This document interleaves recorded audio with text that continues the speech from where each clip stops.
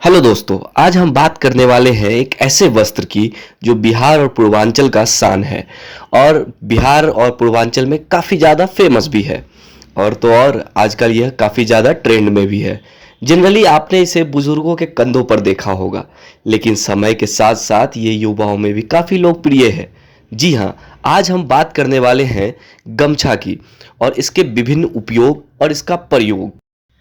जब ये गमछा बाप के कंधे पे होता है तो वो माँ के आंचल जितना ही सुख देता है।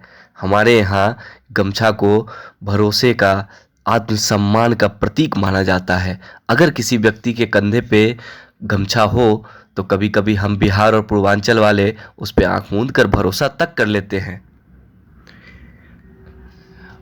जी हाँ दोस्तों, इस गमछे की अलग संस्कृति और परंपरा रही है। यह किसान के शरीर में ऊर्जा के संचार का माध्यम रहा है। कठिन से कठिन काम की शुरुआत करने से पहले किसान और श्रमिक अपने माथे पर गमछे को कसकर संकल्प की गांठ बांधते हैं। कुछ तो कमर में भी इसे बांधते हैं, क्योंकि इससे शरीर में गर्मी आती है और मन में जोश पैदा होता है। जिस प्रकार राजा के लिए मुकुट का महत्व है, उसी प्रकार गवई आदमी के लिए गमछा ही उसका मुकुट है। गांव में आज भी लोग घर से निकलते वक्त गमछा जरूर लेते हैं। खेतीहर खेतों में सब्जी तोड़कर गमछे की गठरी बनाकर उसमें रख लेता है। कहीं यात्रा पर जाए तो उस गमछे की पोटली बनाकर सत्तू, प्याज और नमक बांध लेता है। भूख लगे तो उसी गमछे को थाली बनाकर सत्तू गूंद कर लोग खा लेते हैं।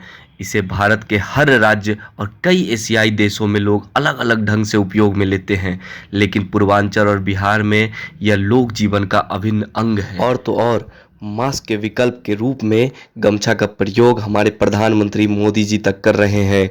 गमछा अब गांव के खेत खलिहान से निकलकर महानगर के फैशन और जीवन शैली में भी अपनी जगह बना चुका है।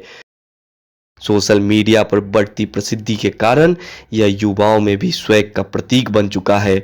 अगर कोई गमछा कंधे पर रखकर चलता है तो इससे उसके स्टेटस में और बढ़ोतरी होती है।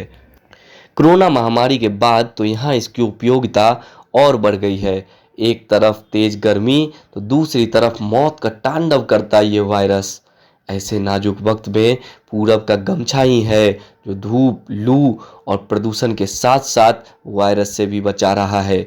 बिहार और पूर्वी उत्तर प्रदेश में इन दिनों 80% लोग मास्क के विकल्प के रूप में गमछे का प्रयोग कर रहे हैं। पर्दानशी महिलाओं की तरह ही गांव से लेकर शहर के चौक चौराहे तक गमछा नसीब मर्द नजर आ रहे हैं। गमछे और मास्क में यही बुनियादी फर्क है। मास्क से कोई अपना सिर्फ मुंह नाक ढक सकता है। मास्क किसी को चिलचिलाती धूप में राहत नहीं दे सकता। मास्क से आप पसीना नहीं पोंछ सकते। ठंड लगने पर मास्क को कानों में नहीं बांधा जा सकता। थकान होने पर आप मास्क को बिछाकर उस पर लेट नहीं सकते। गर्मी के मौसम में ठंडक पाने के लिए मास्क को गीला करके उसे शरीर पर नहीं रखा जा सकता। गमछे को लेकर 2019 के नवंबर महीने में सोशल मीडिया पे एक आंदोलन छिड़ा था। हुआ कुछ यूं कि हिंदी के एक युवा साहित्यकार नीलोत्पल मृणाल एक दिन कन्नड़ पैलेस के एक रेस्टोरेंट में गमछा लगाकर गए, लेकिन उन्हें अंदर जाने नहीं दिया गया। यह कहकर रेस्टोरेंट मैनेजमेंट के हिसाब से यह ऑड ड्रेस कोड है। नीलोत्पल ने सोशल मीडिया पर इस घटना का जिक्र किया। इसके बाद हैशटैग गमछा बिहार और पूर्वांचल के लोगों ने एक मुहिम छेड़ दी।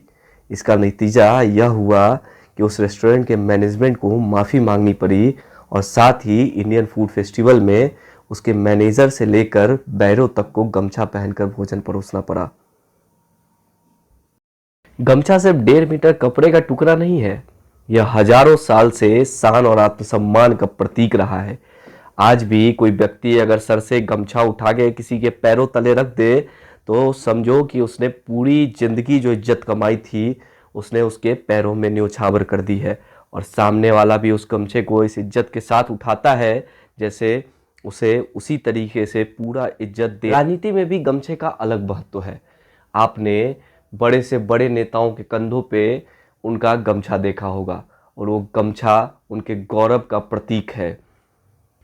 हाँ, गमछे का रंग अलग अलग होता है, किसी का गेरुआ, किसी का भगवा, किसी का हरा। और बिहार में तो अगर किसी नेता के कंधे पे गमछा नहीं है तो हम उसे बड़ा नेता मानने से भी इनकार कर देते हैं। तो गमछे का महत्व हमारे यहाँ राजनीति में कुछ इस कदर है। पूर्वांचल और बिहार में गमछा अलग अलग कार्यों में भी उपयोगी है। यह पहनने में भी काम आता है और यदि फट जाए तो घर में पोछा लगाने में भी। कभी यह पगड़ी बनकर तो कभी आंसू पोंछकर साथ निभाता है। हाथ पैर अगर कट जाए तो उसे बांधने में भी उपयोगी है। गैस पर से गर्म पतीले उतारने की बात हो या मछली पकड़ने की, दोनों में अपना योगदान देता है। कभी कभी तो हमारी ढाल बनकर धूल से भी बचाता है। मच्छरों को दूर भगाने की बात हो या बाइक की सीट धूप से बचाने की बात हो, दोनों में हम इसे उपयोग में लाते हैं। पानी को स्टोर करने के लिए भी हम गमछे का उपयोग कर सकते हैं और कभी कभी तो सूरज की चिलचिलाती गर्मी में ढाल बनकर हमें ठंडक भी पहुंचाती है। गमछे ने किसान और मजदूरों के श्रम के पसीने से लेकर खुशी और गम के आंसू तक का स्वाद चखा है। अब यह कोरोना काल में राष्ट्रीय फलक पर लहरा रहा है।